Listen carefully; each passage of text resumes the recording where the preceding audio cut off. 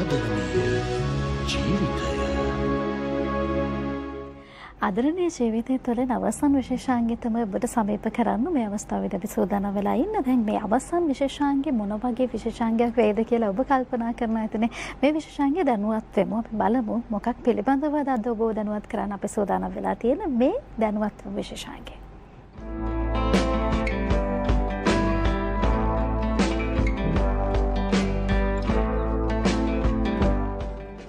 වර්තමානයේ තාක්ෂණය දියුණුවත් එක්කම විවිධ ශාස්ත්‍රයන්ට තාක්ෂණය සමීප වෙලා තියෙනවා. ඒ ශාස්ත්‍රයන්ගේ කාර්යක්ෂමතාවය වැඩි කරන්න, ඒ වගේම දේශීය ආර්ථිකයට ශක්තියක් වෙන්න මේ සම්බන්ධයෙන් කතා කරනකොට විවිධ ශාස්ත්‍ර තියෙනවානේ. ඒ ශාස්ත්‍ර අතරින් කෘෂිකර්මාන්තය කියලා කියන්නේ අපි එදා ඉඳන් අද දක්වා කෘෂිකර්මාන්තය දේශීය කර්මාන්තයක් විදිහට දකිනවා. හැබැයි මේ කර්මාන්තය තුළට නවීන තාක්ෂණ එකතු කරගන්න පුළුවන් නම් මොනතරම් වෙනසක් කරන්න පුළුවන්ද රට තුළ වගේම ජාත්‍යන්තර මට්ටමේ. මේ කාරණාව පිළිබඳව විශේෂයෙන් කතා කරන්න අද දවසේදී කෘෂි කර්මාන්තයත් ඒත් එක්කම සංචාරක කර්මාන්තයත් අපනයන කර්මාන්තයත් මූලික කරගත්ත ආයතන සමූහයක් විදිහට AHC සමූහ ව්‍යාපාරය අපිට හඳුන්වන්න පුළුවන්. අපි ඒ පිළිබඳව දන්නවා. ඉතින් ඒ නිසාම අද දවසේදී AHC සමූහ ව්‍යාපාරය වෙනුවෙන් අපිත් එක්ක බොහොම ආදරෙන් එකතු වෙනවා.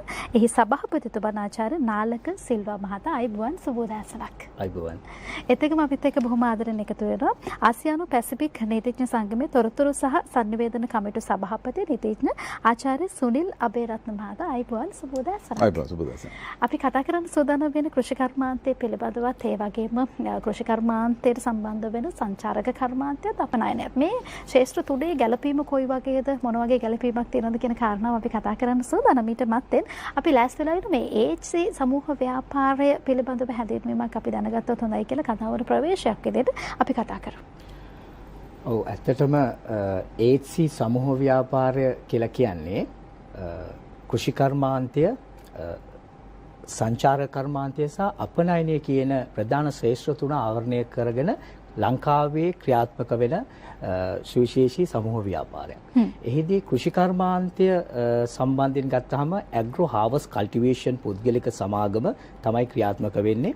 ඒ වගේම සංචාරක කර්මාන්තය පැත්තෙන් ගත්තාම I2 Lanka Travels and Tours පුද්ගලික සමාගම තමයි ක්‍රියාත්මක වෙන්නේ. ඒත් එක්කම AHC Fertilizer, AHC Products, ඒ වගේම AHC Export කියන වෙළඳ නාමයන් ඔස්සේ මේ ව්‍යාපාරය ක්‍රියාත්මක වෙනවා. ඔය විදිහට අපේ හැඳින්වීමක් ලබා ගන්නකොට මේ ආචාර්ය සුනිල් අපේ මහත්මයාත් පැත්තට යන්න කැමතියි. මම දැන් අපි මේ දවස්වල කතා කරනකොට නවීන තාක්ෂණයත් එක්ක කෘෂි කර්මාන්තයට තාරුන්නේ එහෙමත් නැත්නම් වර්තමානයේ අය එකතු වෙනවද කියන එක පොඩි ප්‍රශ්නයක්. මොකද ඒකට තියෙන හේතුව අර ක්ෂණික ප්‍රතිඵල ලබා ගන්න එහෙමත් නැත්නම් ලොකු දීර්ඝ කාලයක් අපිට මහන්සි වෙන්න වෙනවා. හැබැයි මහන්සියට ප්‍රතිඵලයක් ලැබෙනවද කියන කාරණාව ප්‍රශ්නයක් තියෙනවා. මේකත් එක්ක මේ කෘෂි කර්මාන්තයට කොහොමද තාක්ෂණය එකතු වෙන්නේ? මොකක්ද ඒකේ තියෙන වටිනාකම? ඔබ කිව්වා වගේම කෘෂි කර්මාන්තයේ මේ තාක්ෂණයට සම්බන්ධ එක් විෂයක්. විෂයන් ගණනාවක් තිබුණා. සෞඛ්‍ය, ඒ වගේම වෙනත් කර්මාන්ත, අධ්‍යාපනය මේ හැම දෙයකම තොරතුරු සංනිවේදන තාක්ෂණයේ පොදු විශේෂයෙන්ම කෘත්‍රිම බුද්ධිය මේ වෙනකොට. කෘෂි කර්මාන්තය සම්බන්ධයෙන් ඔබ දැක්වූ අදහස ඉතාමත්ම වැදගත්. මොකද අපිට පෙනී යන දෙයක් තමයි මේ තරුණ පරම්පරාව, ඊළඟ පරම්පරාව මේ ගොවි බිමෙන් ඉවත් වෙන ප්‍රවණතාවයක් තිබෙනවා. මේකට හේතුවක් තිබෙනවා. මොකද ඕනම කෙනෙක් තමුන්ගේ ශ්‍රමය ආයෝජනය කරලා යම්කිසි දෙයකට මාසයක් හෝ නැත්නම් කන්නයක් අවසානයේදී ප්‍රතිඵලයක් ලැබෙන්න ඕනේ. ඒ ප්‍රතිඵලය වෙනත් ක්ෂේත්‍රවලින් ලැබෙන ප්‍රතිඵල හා සමාන නැත්නම් සමහර වෙලාවට කන්නයක් හෝ යම්කිසි කාලයක් අවසානයේදී පාරිසරික ප්‍රශ්න නිසා හෝ කාලගුණික ප්‍රශ්න නිසා හෝ හිසතින් යන්න වුණොත් එහෙනම් ඔවුන් අනිවාර්යයෙන්ම ඒ නිවත් වෙනවා. අපිට බල කරන්න බෑ ඊළඟ පරම්පරාවට අනිවාර්යයෙන්ම කෘෂි කර්මාන්තයෙන් නියැලෙන්න කියලා. මෙන්න මේ නිසා තමයි අන්තර්ජාතික වශයෙන් කොහොමද මේ කෘෂි කර්මාන්තය දියුණු කරන්න කියන එක බලලා කොහොමද ඒ තාක්ෂණයකට යොදාගත්තේ කියලා බලලා. මොකද ජනගහනය වැඩි වෙන වේගයට බිම වැඩි වෙන්නේ නැහැ. ගොවි බිම වැඩි වෙන්නේ නැහැ. ඒ නිසා අපිට තියෙන සීමිත සම්පත් ප්‍රමාණයෙන් උපරිම කාර්යක්ෂම ලෙස අස්වැන්න ලබා ගන්න කොහොමද? ඵලදාව ලබා ගන්න කොහොමද? තාක්ෂණික ගොවි ජනතාවක් අනාගතයේදී බිහි කරන්නේ කොහොමද කියන එක තමයි අපි මේ විශේෂයෙන්ම බලන්න ඕනේ. සීමිත ඉඩකඩ ප්‍රමාණයකින් වැඩි ප්‍රතිඵලයක් ලබා ගන්න කොහොමද කියන කාරණාව බොහොම වටිනා විදිහට කියලා දෙනවා. අපි ඉස්සරහට කතා කරන කොහොමද තාක්ෂණය මේ සීමිත ඉඩකඩ ඇතුළට අරගෙන එන්නේ සහ ඒ දැනුම අපි ලබා ගන්න කොහොමද කියන කාරණාව ප්‍රශ්නයක් තියෙන ඔබට ප්‍රශ්නෙට ගැටලුවට විසඳුමක් ලබා දෙන්න අපි සූදානම් වෙලා ඉන්නවා. දැන් අපි මේ AHC සමූහ ව්‍යාපාරය පිළිබඳව කතා කරද්දී සභාපතිතුමනි මේ විවිධ ව්‍යාපෘතීන් තියෙනවා. වෙනස් වෙච්ච ව්‍යාපෘතීන් තියෙනවා. ඒ අතර මේ අස්වැන්න ව්‍යාපෘතිය කියලා කියන්නේ බීජ සහ සහල් ඒ වගේම මේ සම්බන්ධයෙන් එකතු වුණු ව්‍යාපෘතියක් මේ අස්වැන්න ව්‍යාපෘතිය පිළිබඳව කතා කරමු. කොහොමද ඒක බිහි වෙන්නේ සහ මොනවද ඒකේ අන්තර්ගතය? අස්වැන්න ව්‍යාපෘතිය මූලික වශයෙන්ම මම හඳුන්වා දෙන්නේ දැන් අපි දන්නවා ලංකාවේ ගොවි ජනතාව ඒගොල්ලෝ ප්‍රධාන වශයෙන් කන්න දෙකකට ලංකාවේ ඒ කුඹුරු වැඩ කටයුතු කරනවා. හැබැයි මේ අස්වැන්න එන කාලේ වෙනකොට ඒගොල්ලන් ඇත්තටම ඒගොල්ලන්ට එකට මිලක් ඒගොල්ලන්ට ඒ අවශ්‍ය කරන මූල්‍යම ශක්තිය ඒ සුදුසු ලෙස ලැබෙනවද කියන ගැටලුව අපිට තියෙනවා. ඉතින් ඒ නිසා මම මූලික වශයෙන් පළාත් ආවරණය කරමින් විශේෂයෙන්ම අම්පාර දිස්ත්‍රික්කයේ සහ තිස්ස මහරම් හම්බන්තොට දිස්ත්‍රික්කයේ කියන ප්‍රදේශ දෙක ආවරණය කරමින් ගොවීන් එකතු කරගෙන ගොවි නායකයන් මූලික කරගෙන අක්කර 500 බැගින් ව්‍යාපෘති දෙකක් ආරම්භ කරලා තියෙනවා. මේ දෙකේ බලාපොරොත්තුව තමයි මේ අක්කර 500 තුල අපි බීජ වී මුලින්ම අපි ගොවියට ලබා දීලා ඊට පස්සේ ගොවියව අපි මෙහෙවනවා බීජ වී නිෂ්පාදනය සඳහා මුල්වෙන්ම. ඒතර බීජ වී නිෂ්පාදනය කරලා අවසන් වෙනකොට අස්වැන්න කැපෙනකොට ඒත් එක්කම අපිට බීජ වී අපිට අවශ්‍ය ප්‍රමාණය ලැබෙන වගේම වී අස්වැන්න වෙනමම ලැබෙනවා. මේ දෙකම අපි ආයතනයක් විදිහට මිලදී අරගෙන ඒකලට ගොවියට අර වෙළඳ පොලේ යන මිලට වඩා යම්කිසි ප්‍රමාණයකින් හෝ වැඩි මුදලකින් ගොවියාගෙන් අපි මිලදී අරගෙන ඒක සහල් බවට පත් කරලා බෙල්ද පොල්ට නිකුත් කරන්න තමයි වැඩි පිළිවෙල සකස් කරගෙන යන්නේ. ඒදි මම බලාපොරොත්තු වෙනවා අපි විශේෂම ජාත්‍යන්තර පදනමක් ආරම්භ කරලා තියෙනවා. ඒ හරහා ආයෝජන අරගෙන ඇවිල්ලා ලංකාවේ ඒ ගොවීන්ට අවශ්‍ය කරන ඒ සහල් නිෂ්පාදනය කිරීම සහ බීජ බී නිෂ්පාදනය කිරීම සඳහා අවශ්‍ය කරන තාක්ෂණය සහ අනෙකුත් සියලු පහසුකම් ටික ලබා දීලා ගොවියා වී නිෂ්පාදනය කුඹුරේ ආරම්භ කරන තැන ඉඳලා වෙළඳ පොළට යන තැන දක්වාම ගොවියට අවශ්‍ය කරන සියලු පහසුකම් ටික ලබා දීලා මේ කාර්යය කරන්න. ඉතින් ඒදී අපි හිතනවා ලංකාවේ ඇත්තටම අද ගත්තොත් සහල් නිෂ්පාදනය ලංකාවේ අවශ්‍ය පරිභෝජනයටත් මදි. අපි අතීතය ගැන කතා කළොත් පෙරදිග ධාන්‍යාගාරය කියලා කිව්වේ අපි සහල් වලින්. හැබැයි අපිට අද වෙනකොට ඒක කියන්න බැරි තත්ත්වයකටපත් වෙලා තියෙනවා. මම කාටවත් මේ වෙලාවේදී දෝෂාරෝපණයක් කරන්නේ නැහැ. නමුත් අපි පුද්ගලික ව්‍යාපාරිකයන් හැටියට හෝ ඒ විදිහෙන් අපිට දායකත්වයක් ලබා දෙන්න පුළුවන් නම් ඒක ලොකු දෙයක් කියන එක තමයි මගේ හැඟීම. ඒ නිසාම තමයි මේ අස්වැන්න ව්‍යාපෘතිය ආරම්භ කළේ. ඊට පස්සේ බලාපොරොත්තු වෙන මං සහල් වලින් එහාට ගිහිලා අනෙකුත් භෝග වගාවන් සඳහා මෙවැනි වූ ව්‍යාපෘති ආරම්භ කරනවා. අනෙකුත් භෝග වගාවන් කියන එකට මොන වගේ දේවල්? එතකොට පළතුරු එළවලු සහ කුළුබඩු මේ ශේෂ්ත්‍රය මම දැනටමත් ලංකාවේ පුංචි බාධා කිරීමක් කරනවා. අපි ඉක්මනින් වෙලාව බලලා නැවතත් කතා බහට එකතු වෙමු.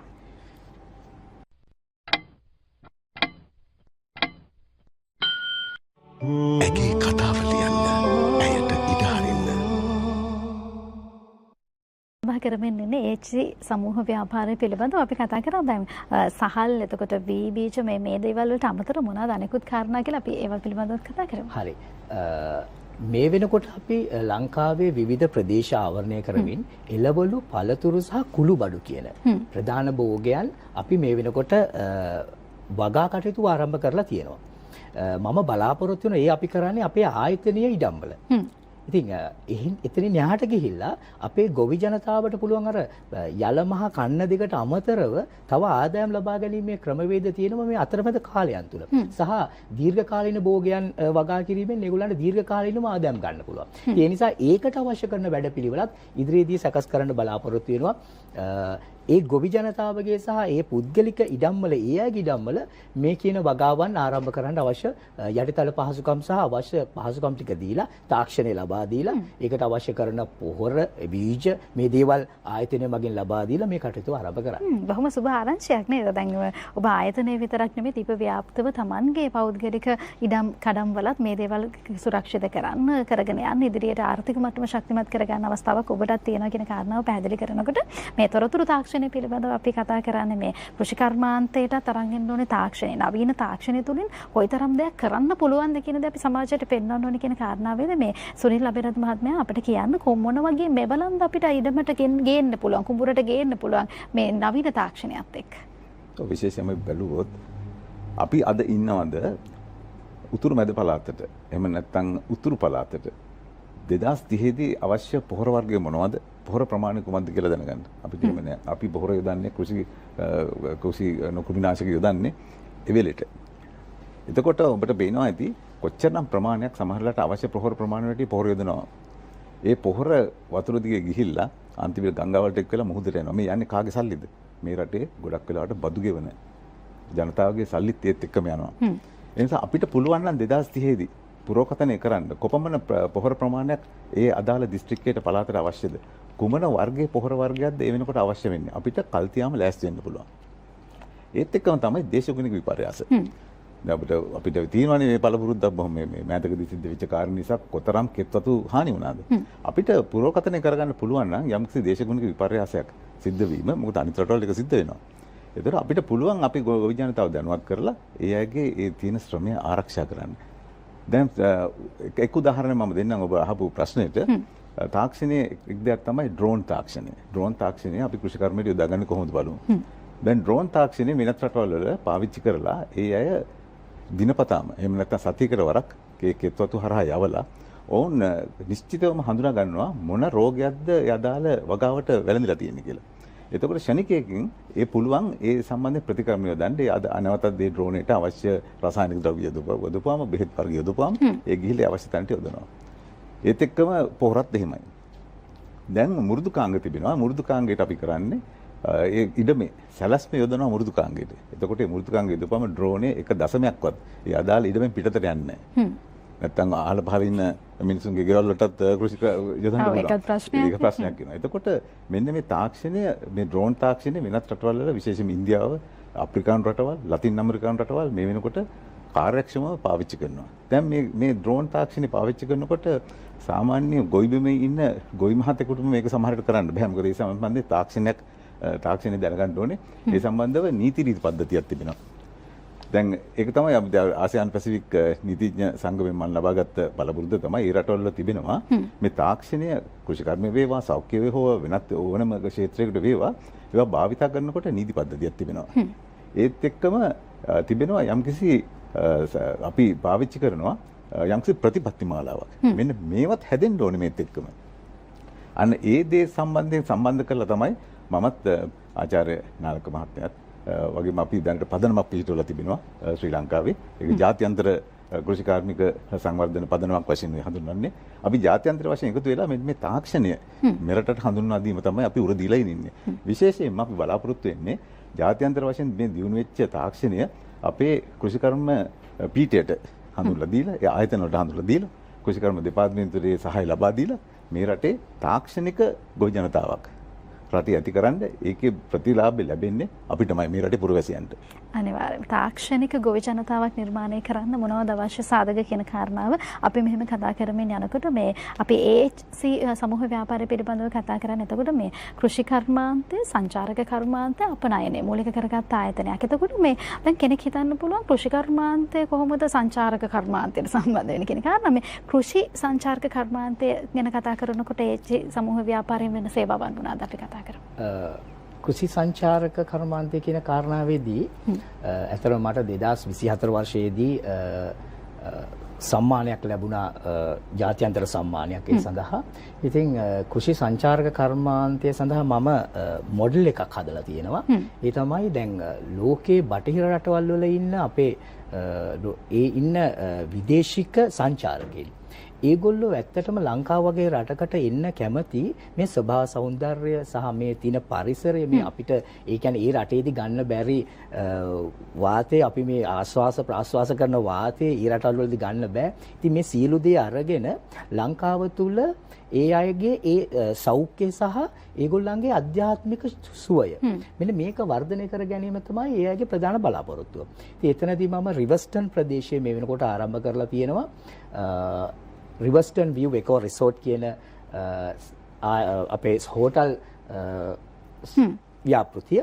මේ ව්‍යාපෘතියේ තියෙනවා ඒ අයට මෙඩිටේෂන්, යෝගා, ඒ වගේම වෙල්නස් සෙන්ටර්, ඒ වගේම ෆාම් ටු ටේබල් කියන concept එක යටතේ රෙස්ටෝරන්ට්, ඊළඟට ඒ අයට ඒගොල්ලන්ගේ රිලැක්ස් වෙලා ඒගොල්ලන්ට සුව පහසු ඒතන ඉන්න පුළුවන් විදිහට අවශ්‍ය සියලු පහසුකම් වලින් සමන්විත හෝටල් සංකීර්ණයක් මේනෝඩ මම නිර්මාණය කරගෙන යනවා. විශේෂයෙන්ම රිවර්ස්ටන් කියන ප්‍රදේශය. ඉතින් ඒකත් එක්කම බලාපොරොත්තු වෙනවා ලංකාව පුරාම සංචාරක කලාපයන් තියෙන සෑම ප්‍රදේශයකම මේ concept එක යටතේ පටන් ගන්න. ඒත් එකම අපේ ගොවිතැනත් එක්ක සම්බන්ධ වෙලා කුඹුරත් එක්ක ඉතින් ලෝකේ ඉන්න අය කැමති අපේ කුඹුරට ඇවිල්ලා අපේ වගා බිමට ඇවිල්ලා ඒ අය සාමාන්‍යයෙන් ඒගොල්ලොත් එක්ක වැඩ කරලා වොලන්ටියර්ස්ලා විදියට ලංකාවට ගොඩක් අය එනවා. ඉතින් මේ හැමෝටම අවස්ථාවක් ලබා දීලා සංචාර කර්මාන්තය කෘෂි කර්මාන්තයත් එක්ක එකතු කරලා ඒකට හේතුව තමයි ප්‍රධාන වශයෙන් ගත්තොත් කෘෂි කර්මාන්තය කියන්නේ ලංකාවේ අපි කෘෂිකාර්මික රටක් කියන එක තමයි ලෝකයේ හැමතැනම ලංකාවට ආවෙනිකම දෙයක්. ඔව්. එතකොට සංචාර කර්මාන්තය කියලා කියන්නේ රටේ ප්‍රධාන ආදායම් මාර්ගය. ඒතර මේ දෙක එකට සම්බන්ධ කරාම මේ සංචාර කර්මාන්තයෙන් ලැබෙන ආදායම අර කෘෂි කර්මාන්තයට අපිට ගලාගෙන යන්න අවස්ථාව ලබා දෙන්න පුළුවන්. ඒක තමයි මගේ ප්‍රධාන අරමුණ බවට පත් වෙන්නේ. ඒ කියන්නේ රැකියාව ගොඩක් අපිට බිහි කරන්න පුළුවන්. ඉතින් ඒ වෙනුවෙන් තමයි මේ කෘෂි සංචාරක ව්‍යාපෘතිය ආරම්භ කරලා තියෙන්නේ. බොහොම අපූර්ව අදහසක්. ඉතින් ඒ අදහසත් එක්කම මේ අර තාක්ෂණය පිළිබඳව නිරන්තරයෙන් කතා කරපු නිසාම මේ ඩ්‍රෝන තාක්ෂණය පිළිබඳවත් කතා කරලා දැන් කෙනෙක් හිතන්න පුළුවන් මේ ශක්්‍යතාවයේ මේ දැනුම කොහොමද අපි සාමාන්‍ය ජනතාවට නිකුත් කරන්නේ? මේ කෘෂි කර්මාන්තයේ දෙන අතිශය සාමාන්‍ය ජනතාව. එතකොට ඒගොල්ලන්ට කොහොමද අපි මේ දැනුම දෙන්නේ? කොහොමද මේක ව්‍යාප්ත කරන්නේ? විශේෂයෙන්ම කෘත්‍රිම බුද්ධිය ආශ්‍රිතව විශේෂම කෘෂිකර්ම ක්ෂේත්‍රය කොහොමද දියුණු කරන්න කියන එක පටන් ගන්න වෙන්නේ අපිට විශ්වවිද්‍යාල තුලින්. අපි තියෙන කෘෂිකර්ම පීඨයට තමයි මුලින්ම අපි ලබා දෙන්න ඕනේ සහයෝගය. ඒත් එක්ක තමයි මම කලින් කිව්වා වගේ කෘෂිකර්ම දෙපාර්තමේන්තුවේ නිලධාරීන්ට. ඊට පස්සේ අපි එන්න ඕනේ උසස් පෙළ සාමාන්‍ය පෙළ ඒ දක්වා පහළට එන්න ඕනේ. එහෙනම් තමයි මේක දියුණු කරන්න වෙන්නේ. විශේෂයෙන්ම මේ වෙනකොට අපි AI මේවලම් පාවිච්චි කරන්නේ පුරෝකථනය කිරීම සඳහා. ඒක ඉතාමත්ම වැදගත්. විශේෂයෙන්ම කෘෂිකර්ම ක්ෂේත්‍රය ඉතාමත්ම වැදගත්. අපිට තව අවුරුදු 5කින් මේ රටට ඔබින බීජ වර්ග කුමක්ද? එතකොට ඒක අපේ තිබෙන සෞඛ්‍යයට ගැලපෙනවද? මේ දේ ඉතාමත්ම වැදගත් වෙනවා. අනිත් එක තමයි ඔබට මේ රටේ ඉන්නකොට දවස් 365ෙම අපිට අවශ්‍ය විදිහට පළතුරු අපිට ලැබෙනවද? කන්න පුළුවන්ද? එළවලු තියනවද? නැහැ ගුණාත්මක භාවය පිළිබඳව. ගුණාත්මක භාවයත් මේ කාලින් කාලෙට පළතුරු නැහැ. එළවලු නැහැ. එහෙම වෙන්න බෑ. අපි දකපු දෙයක් තමයි දියුණු රටවල් සහ දියුණු රටවල් වල දවස් 365ෙම අපි අඹ ගත්තොත් අඹ තියෙනවා. දැන් මේක කොහොමද කරන්නේ? මේකත් තාක්ෂණික ලෙසට ගබඩා කරන ඉතාමත්ම වැදගත්. මේ වෙනකොට සංඛ්‍යා ලේඛනවල පෙනියනවා වාර්ෂිකව අපේ රටේ තියෙන පළදාවෙන් පළතුරු එළවලු සහ වී ඇතුළුව ඇමරිකානු ඩොලර් මිලියන 5ක් නාස්ති වෙනවා. ඒ කියන්නේ නිසි කාලයට ලැබෙන අස්වැන්න නිසි ආකාරයට ගබඩා කරන්නේ. ඉන්පසු හිඟ කාලයක් එනවා. දැන් අඹ වගේ ගත්තොත් මේ මාසේ හම්බ වෙනවා. දෙසැම්බර් මාසේ හම්බ වෙනවා. දූරියන් වගේ ගත්තොත් අගෝස්තු මාසේ කියන වාරය කියලා කියන්නේ. අවාරයක් වෙන්න බෑ. මෙන්න මේ දේ ඉතාමත්ම වැදගත්. විශේෂයෙන්ම ආචාර්ය නාලක මහත්මයා කිව්වා වගේ සංචාරක ව්‍යාපාරය දියුණු කරන්න නම් මේක දෙත් බලපානවා. මෙන්න මේවා තමයි තාක්ෂණය ඔස්සේ කරන්න පුළුවන් තියෙන්නේ. එතකොට අපිට ඔබ අහපු දේ විදිහට මේ තාක්ෂණය තේරුම් ගත්තම මොකද ඊළඟ ඉන්න අපේ දරු පරම්පරාව විශේෂයෙන්ම තොරතුරු හා sannivedana තාක්ෂණය අපස සාමාන්‍ය පෙළටත් ඉගෙන ගන්නවා. මොකද ඔවුන්ට ඉතාමත්ම පහසුයි මේක කියලා දෙන්න. මොකද ඒ අය මේකට රුචිකත්වයක් දක්වපුවා. මොකද ඉස්සර වගේ අර සම්ප්‍රදායිකම ගොවියෙක් නෙමෙයි ඉස්සරහට අපි බිහි වෙන්නේ. මොකද නගුල අරගෙන කුඹුරට යන ගොවියෙක් නෙමෙයි. ඔහු තාක්ෂණයෙන් පිරිපුන් වෙච්ච කෙනෙකුයි අපි බිහි කරන්නේ. මොකද ඒ අයට ඒක ඇලුම් කරන විදිහට ආසයන විදිහට මේක මේ විෂයමාලා නිර්දේශ දෙන්න ඕනේ. ඒකට ඒ විෂයන්ට ඒවා සම්බන්ධ කරන්න ඕනේ. දැන් මේ කාර්යය තමයි අපි විශේෂයෙන්ම නියැලී ඉන්නේ. අපි රාජ්‍යාංශයට සහ රාජ්‍ය නොවන අංශ සියලු දෙනාටම අපි අවශ්‍ය උපදෙස් ලබා දෙනවා. විශේෂයෙන් අපි සම්බන්ධ කරනවා අපි ජාත්‍යන්තර සංවිධානත් එක්ක. දැන් සති 3කට කලින් අපි සහභාගී වුණා ජාත්‍යන්තර වෙළඳ සමුළුවකට පුණේ නගරයේදී. දෙහිදී විශාල පිරිසක් අපිට හමු වුණා. විශේෂයෙන් ඉන්දියාව වගේ රටක් කෘෂිකාර්මික රටක්. අපේ රට ඉතාමත්ම අපිට තිබෙන සම්ප්‍රදායික කෘෂිකර්මයක් ඒ අයට තිබුණා. නමුත් ඒ අය බොහෝ දිග ගමනක් ගිහිල්ලා. අපිට ඒ අයගේ ආදර්ශය ලබා ගන්න පුළුවන්. ඒ අය අපිට සහාය දෙන්නත් සූදානම්.